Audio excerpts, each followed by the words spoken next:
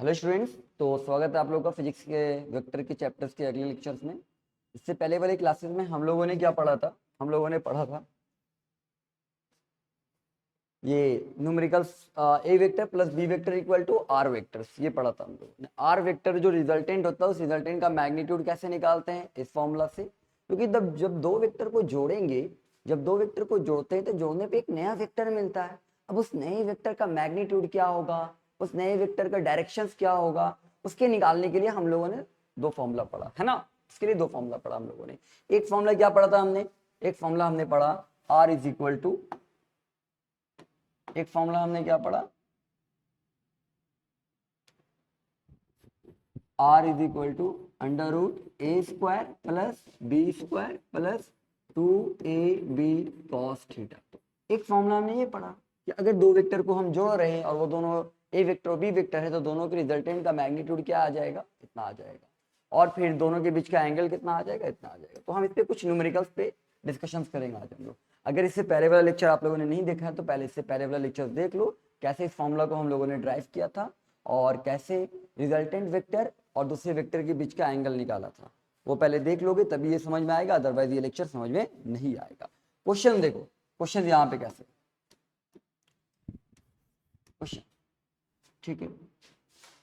यहाँ दिया हुआ आपके पास एक वेक्टर ए,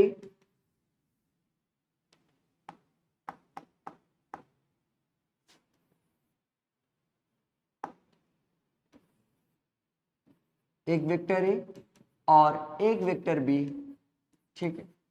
बी बराबर 10 मीटर और ए बराबर आपको दिया हुआ है मान लो 5 मीटर, ठीक है। अब कहता है यहाँ पे ये जो रिजल्टेंट होगा, 1 मिनट सॉरी, यहाँ पे बस इतना दिया हुआ है आपको और इसके बीच का एंगल दिया हुआ है थीटा। थीटा बराबर कितना दिया हुआ है आपके पास? 60 डिग्री। कितना दिया हुआ है? 60 डिग्री। और आपसे क्या कह रहा है क्वेश्चन में? फाइंड ए वेक्टर प्लस बी वेक्टर। ए वेक्टर और बी वेक्टर का जो मैग्नीट्यूड, मॉड लगाने पे मैग्नीट्यूड हो गया। ए वेक्टर और बी वेक्टर का आपको क्या निकालना है? मैग्नीट्यूड निकाल लेना।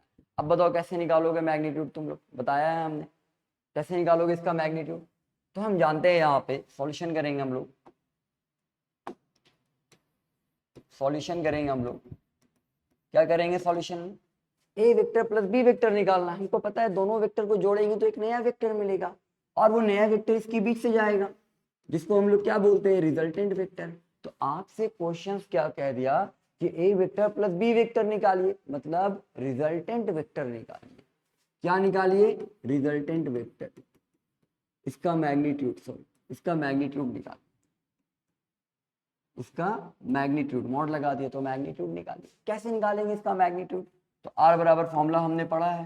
क्या पढ़ा है हमने? किस वेक्टर को जोड़ रहे हैं? ए और बी को। तो आर बराबर फॉर्मूला क्या हो जाएगा? इस रिजल्टेंट इन दोनों वेक्टर को जोड़ेंगे तो एक नया वेक्टर आएगा, उस नए वेक्टर का क्या निकालना है? मैग्नीट्यूड निकालना है। रिजल्टेंट जो आएगा इस रिजल्टेंट का मैग्नीट्यूड निकालना है। तो आर बराबर क्या आएगा? अंडर रूट ए square plus B square plus 2ab cos, इन दोनों के बीच का एंगल कितना है?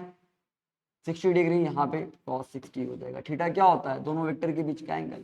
ए का वैल्यू कितना है? 10, ए की जगह पे आ जाएगा, सॉरी ए का वैल्यू 5 है, यहाँ आ जाएगा 5, 5 का स्क्वायर।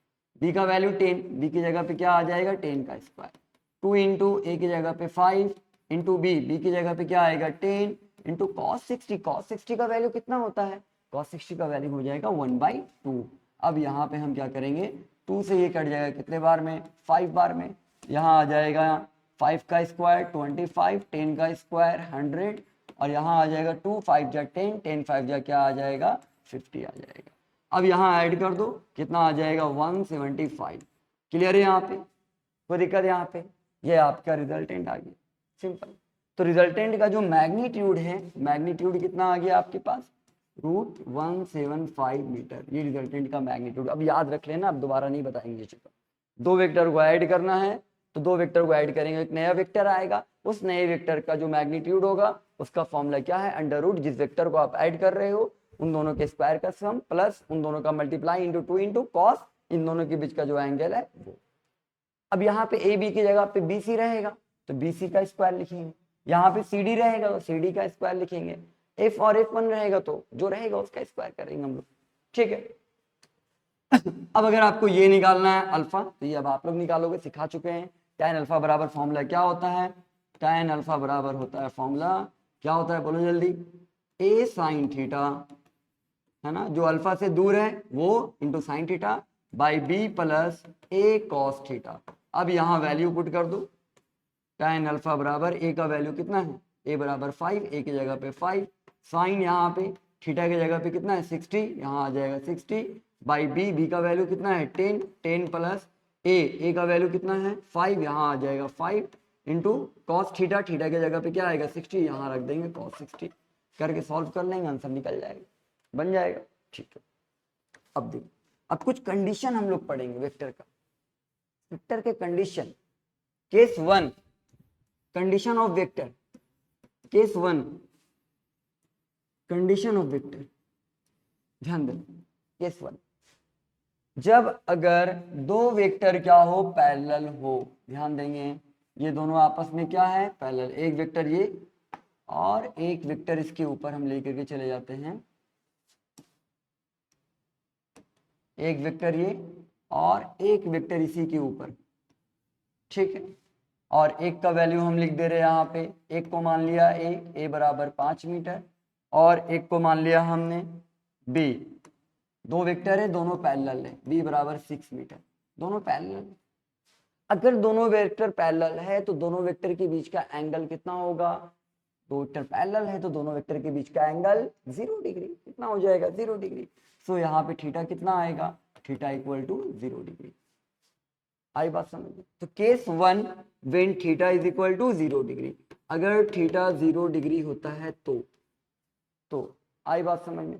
तो क्या हो जाएगा, देखो यहाँ पे इन दोनों को ऐड करेंगे, ए वेक्टर प्लस बी वेक्टर का वैल्यू क्या आएगा आपको पता है, एक नया वेक्टर आएगा, एक नया वेक्टर आएगा, दो वेक्टर को जोड़ेंगे एक नया वेक्टर, उस नए वेक्टर का मैग्नीट्यूड निकालना होगा, formula a square plus B square plus 2ab cos theta.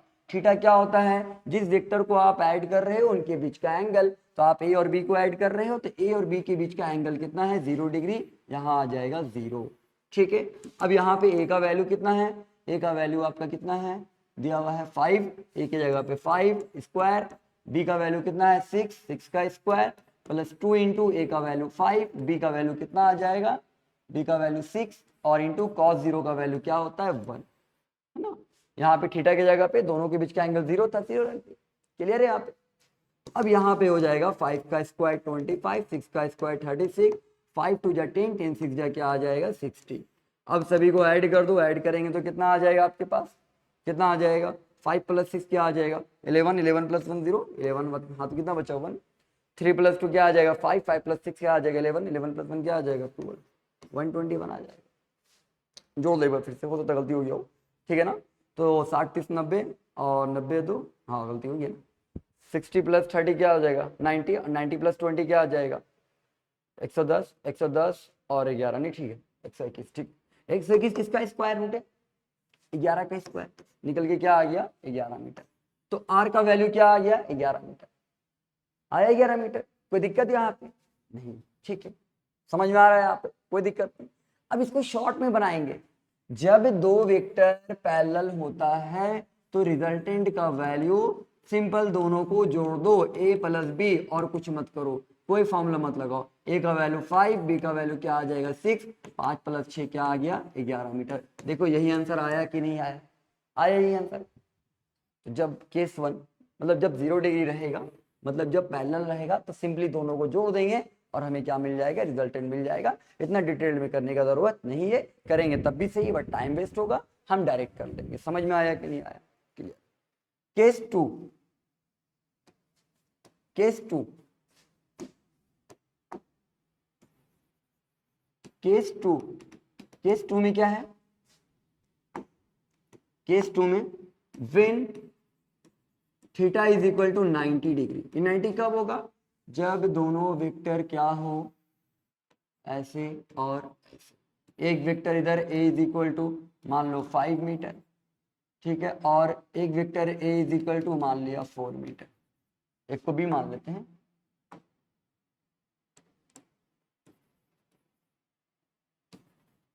एक को बी मान लेते हैं, ठीक।